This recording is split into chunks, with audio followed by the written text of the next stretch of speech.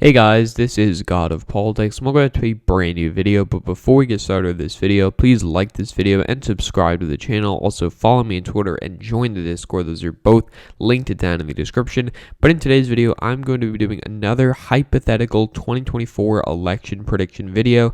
And this video is between Kamala Harris and Ron DeSantis. Now, I've done a prediction video between Joe Biden and Ron DeSantis, but Joe Biden might not necessarily be the nominee in 2024, and if he's not the nominee, it will most likely be Kamala Harris instead. And as for the Republicans, I've done predictions with Donald Trump as the Republican nominee, but a lot of people have been hyping up Ron DeSantis lately, and he's certainly been gaining in the stocks for what who people think is going to be the nominee. And I think if Trump doesn't run, Ron DeSantis is probably the favorite to be the nominee. So I've chosen Roy Cooper as the vice presidential candidate for Kamala Harris. I think that he's, a Southern governor from a state that did go to Trump both times. He's also generally quite a moderate figure, and I think that he would be quite a good vice presidential candidate for Kamala Harris. As for Ron DeSantis, I've chosen Ted Cruz because I also expect Ted Cruz to run in 2024, and I think that there is certainly a lot of history between candidates that don't end up winning the nomination but get the vice presidency anyway. Of course, Joe Biden was an example of that in 2008. Kamala Harris was an example of that in 2020. So there's certainly a number of examples to this, and I think that that's something that probably would happen in this scenario as well.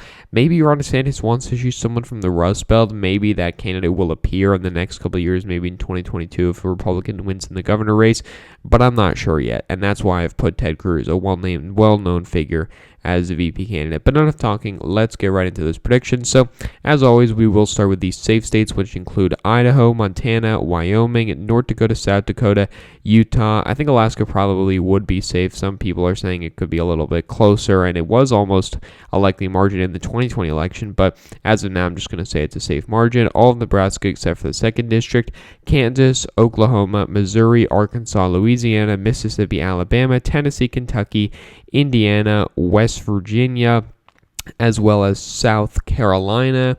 And those are going to be all of the safe states for Ron DeSantis, which adds up to 125 electoral votes.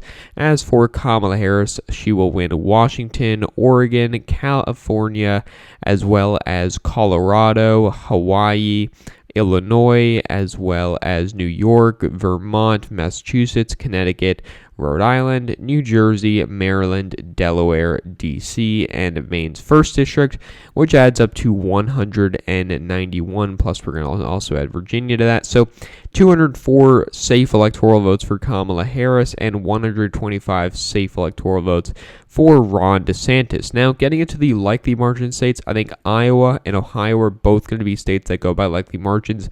These are states that have seen pretty large shifts, pretty huge shifts towards the Republican Party, in Iowa going from Obama +6 in 2012 to Trump +9 in 2016. Ohio going from Obama +2 in 2012 to Trump +8 in 2016. So you saw huge shifts, double-digit shifts in these states, and it's given Republicans an edge in these states, and I think that will carry over into 2024 even when Donald Trump is not the nominee, and I think that they'll win both of these states probably by around 8 to 9 percentage points, and if they do really well, maybe they could push it up to a safe margin. I also think Texas is going to be a likely margin. Yes, we're seeing a lot of population growth, and we're seeing some trends in the state of Texas which are favorable to the Democratic Party, and Ted Cruz is not necessarily that popular in Texas, but I think that Ron DeSantis will have more appeal to suburbanites than Donald Trump would. And of course, there's not actually that much history that would show that. If you look at the 2018 gubernatorial race, Ron DeSantis struggled in a lot of these suburban counties in a similar way to what Trump did. But I think that the policies that he's running on and his rhetoric, while similar to Donald Trump, and that's what makes him appealing to many of the Trump supporters, while it is similar to Donald Trump, it's not the same. And I think that it would be appealing to enough suburbanites points to be able to at least have somewhat of a rightward shift in the state of Texas. Now, I also think that Maine's 2nd district is going to be a likely margin. While Trump certainly had a distinct appeal to Maine's 2nd district, I think that appeal, again, like Iowa and Ohio, will carry over to Ron DeSantis, and he'll be able to win it by a likely margin. As for the likely margin states for the Democrats, I think New Mexico is going to be a likely margin. It'll be quite interesting to see Colorado yet again vote to the left of New Mexico. For a long time it didn't do that, but I think that it will do it this time. As well as Maine's Maine at large, I think will be a likely margin. And other than that, I actually don't think there's any likely margin states. So after the likely margin states, 211 for Kamala Harris, 189 for Ron DeSantis. Now, the lean margin states, I think Florida is going to be a lean margin state. Florida is a state where, of course, Ron DeSantis is from. He's the governor of this state. He should cruise to re-election in 2022.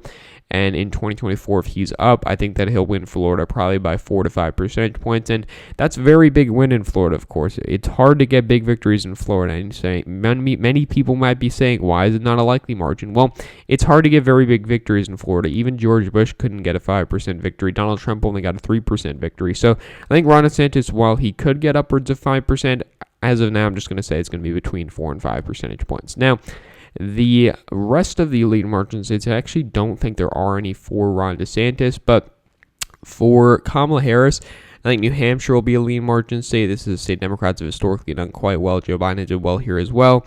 Nevada, I think, will be a lean margin state. Minnesota, I think, will be a lean margin state. And that's probably going to be it. So 231 electoral votes for Kamala Harris, 219 for Ron DeSantis. He is certainly catching up here. Now, the tilt margin states, getting into the final set of states, I think North Carolina will be a tilt margin state. I think Roy Cooper being on the ticket will help him. Arizona, I'm actually not going to talk about that yet. Wisconsin, I do think, will be a tilt margin state. This is a state that the Republicans certainly have room to gain. And while Democrats have room to gain as well, it is mainly in suburban areas. So I think Ron DeSantis could make some gains in the rural areas that are trending towards the right and give the Republicans a victory. Nebraska's 2nd district, I also think, would go to Ron DeSantis. I think the Republicans can make it slightly more favorable to them in redistricting, and I think Ron DeSantis will have a trend back to him in this district regardless, giving him a very, very narrow victory in Nebraska's 2nd district. I was thinking that Pennsylvania is going to be a tilt margin. This is an area where I think Ron DeSantis has room to gain in the Philly suburbs, Chester County, Delaware County, Bucks County, etc.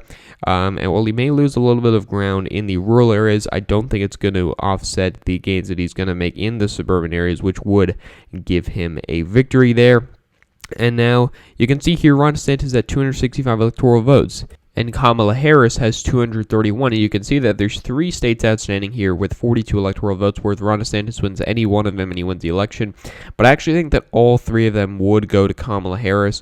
And I can start with the state of Michigan. Now, Michigan is the bluest of these 3 states, not including Minnesota, but of Wisconsin, Michigan, Pennsylvania, Michigan is the bluest. And there's a lot of room that Democrats do have to gain. There's a lot of small towns in the state of Michigan, Kent County, the Kalamazoo area, Lansing area, even the Detroit area. There are some room to gain. And I think Kamala Harris would do well enough in Wayne County. She wouldn't fall enough in rural areas to lose the state, but she would lose ground over Biden. But I do think that she would still get a narrow victory. As for Arizona and Georgia, I think that the trends are going to help the Democratic Party, mainly in Georgia, due to the population growth we're seeing, especially with people of color, that the population growth you're seeing with those demographics in the state, that is really helping Democrats here. And I think that it'll only be a narrow victory, which is going to be in part because you're going to have somewhat of a suburban reversion towards Ron DeSantis, but I think that due to the population growth we're seeing, it'll be able to aid Kamala Harris with just a very, very narrow victory. And finally, with the state of Arizona, I think this is going to be the tipping point state. It's going to be a very, very close state.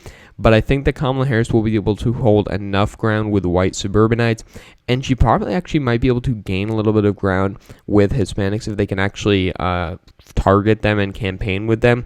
Hispanics do seem to like incumbents, at least that's the correlation that we've seen. Is the causation? I don't know.